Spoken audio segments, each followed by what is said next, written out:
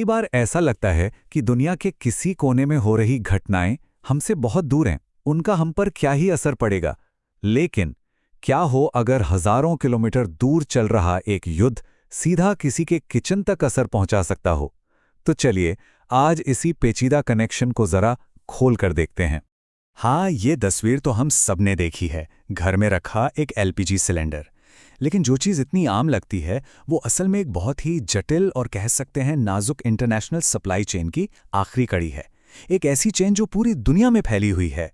तो सवाल ये उठता है कि क्या हो अगर ये सप्लाई चेन बीच में ही टूट जाए। इसका असर कहाँ तक पहुँचेगा? बस इसी सवाल का जवाब आज हम ढूंढने वाले हैं। तो चलिए सीधा चलते हैं संकट के सेंटर में।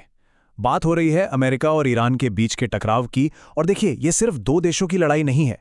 इस लड़ाई ने एक ऐसे रास्ते पर ताला लगा दिया है जो दुनिया की एनर्जी सप्लाई के लिए मतलब सांस की तरह जरूरी है। ये जगह है हॉर्मुज़ जल डमरू मध्य। नाम थोड़ा मुश्किल लग सकता है, पर यह समझिए कि ये एक बहुत ही पतला सा समुद्री रास्ता है। लेकिन इसकी अहमियत का अंदाज़ा इसी बात से लगाइए कि दुनिया का ज़्यादातर तेल और गैस का व्यापार यहीं से होता है। अब जरा इस नंबर पे गौर कीजिए, 90%। भारत जो एलपीजी गैस बाहर से मंगाता है ना, उसका 90% हिस्सा इसी हॉर्मुज़ के रास्ते से आता था। और अब इस लड़ाई की वजह से वो रास्ता बंद हो गया है। मतलब आप सोच सकते हैं कि ये कितना बड़ा झटका है। तो वो रास्ता बंद हुआ और उसका सीधा असर, उसकी पहली लहर सीधे आकर टकराई इंडियन इकोनॉमी से। और ये असर ऐसा था जो फॉरेन बाजारों में दिखने लगा। ये देखिए, यहाँ साफ साफ दिख रहा है, बड़े बड़े शहरों में जो कमर्शियल गैस सिलेंडर होते हैं उनकी कीमतें रातों रात आसमान छूने लगी। दिल्ली में करीब 195 रुपए का उछाल और कोलकाता में तो ये आंकड़ा 218 रुपए के भी पार चला गया। इसका मतलब सीधा असर रेस्टोरेंट, होटलों और छोटे मोटे कारोबारों पर। हाँ, लेकिन यहाँ एक बहुत ज़रूरी बात समझने वाली है। ये जो कीमतें बढ़ी ना, वो सिर्फ कमर्शियल सिलेंडर और हवाई जहाज़ के तेल यानी एविएशन फ्यूल पर बढ़ी। जो घरों में इस्तेमाल होने वाली रसोई गैस है, सरकार ने फिलहाल उसकी कीमतों को इस झटके से बचा कर रखा है। ऐसा इसलिए क्योंकि कमर्शियल फ्यूल की कीमतें मार्केट के हिसाब से तय होती हैं।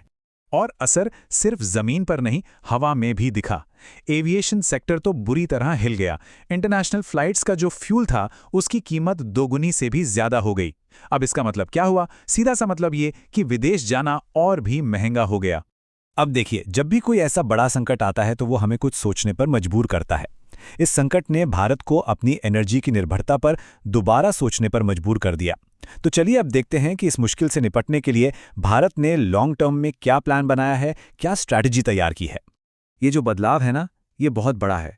हम बात कर रहे हैं एलपीजी से पीएनजी की तरफ शिफ्ट होने की, मतलब सिलेंडर वाली गैस से पाइप वाली नेचुरल गैस पर। फर्क यह है कि एलपीजी के लिए हम दूसरे देशों पर बहुत ज़्यादा डिपेंडेंट है, जबकि पीएनजी का हमारे देश में भी अच्छा खासा प्रोडक्शन होता है। तो निर्भरता अपने आप कम हो जाती है।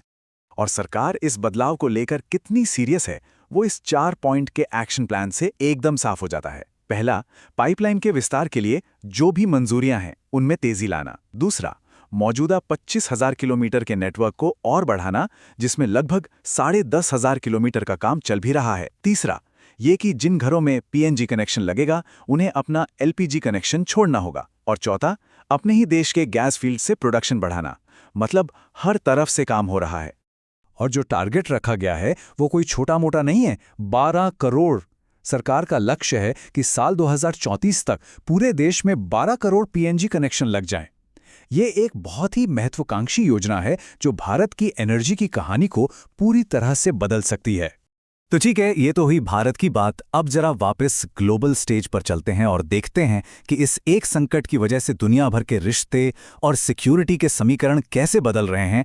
क्योंकि ये सिर्फ एनर्जी का संकट नहीं है, ये एक जियोपॉलिटिकल संकट भी बन चुका है। ब्रिटेन के प्रधानमंत्री का ये बयान सुनिए, यह हमारा युद्ध नहीं है, हम ऐसे संघर्ष में नहीं पड़ेंगे जो हमारे राष्ट्रीय हित में नहीं है। ये शब्द बहुत कुछ कहते हैं। ये साफ दिखाते हैं कि अमेरिका और उसके जो पुराने यूरोपीय साथी हैं उनके रिश्तों में अब दरारें आ रही हैं। अब हर देश पहले अपने बारे में सोच रहा है। इस पूरे संकट का एक और बड़ा असर पश्चिमी एशिया पर पड़ा है। वहाँ के देश अब अपनी सुरक्षा के लिए नए इंतजाम करने पर मजबूर हो गए हैं। उनकी अमेरिका पर जो निर्भरता थी वो अब कम हो रही है। यहाँ तक कि सऊदी अरब और कतर जैसे पुराने दुश्मन भी अब सिक्योरिटी के लिए एक दूसरे के करीब आ रहे हैं। मतलब पूरे इलाके का सिक्योरिटी मैप ही बदल रहा है। तो आखिर में एक बड़ा सवाल हमारे सामने खड़ा होता है। ये दुनिया बदल रही है, पुराने नियम टूट रहे हैं और कोई नहीं जानता कि कल क्या होगा। ऐसे में क्या भारत एनर्जी के मामले में आत्मनिर्भर होने की इस रेस में सही वक्त पर अपनी मंजिल तक पहुंच पाएगा? ये एक ऐसा सवाल है जिसका जवाब आने वाले कई सालों तक देश की पॉलिसी को दिशा देगा।